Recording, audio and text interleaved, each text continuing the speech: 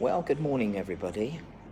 I'm sitting here in a Costa coffee shop in Tunbridge Wells, waiting to go to my church meeting this morning. And I wanted to share something with you that I felt was laid upon my heart just a few days ago as I was in a railway station in Maidstone, waiting to catch a train to London. The thought came across my mind about an old movie with Bruce Willis in, which was called I See Dead People.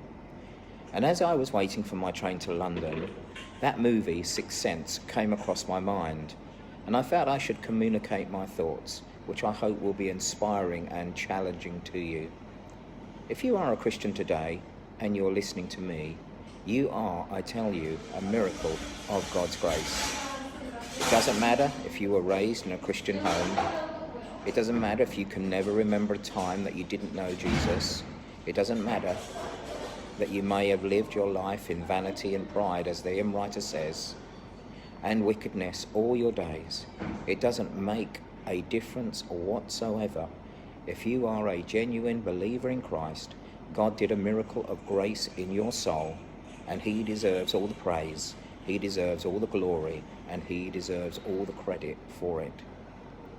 We are all, as children of God, called to win the lost, those who are dead and don't know it, those we mingle with and maybe even live with every day.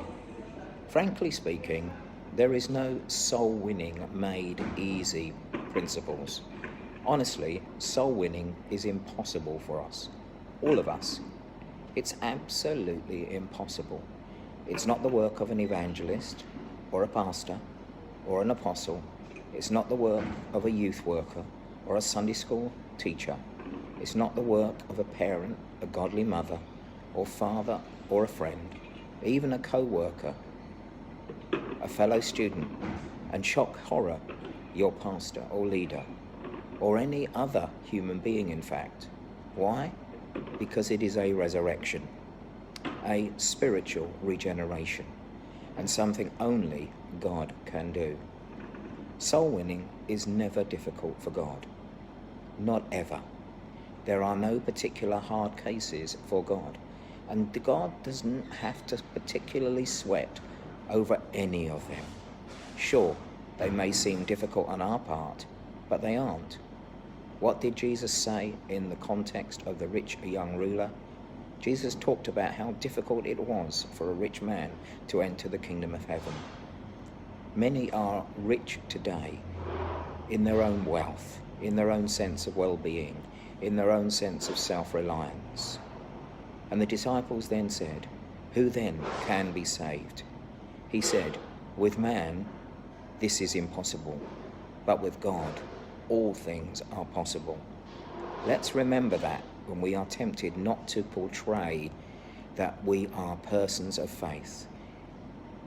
Let's remember that when we are called to go into all the world, whatever that might look like to you and me, and take the gospel. Why?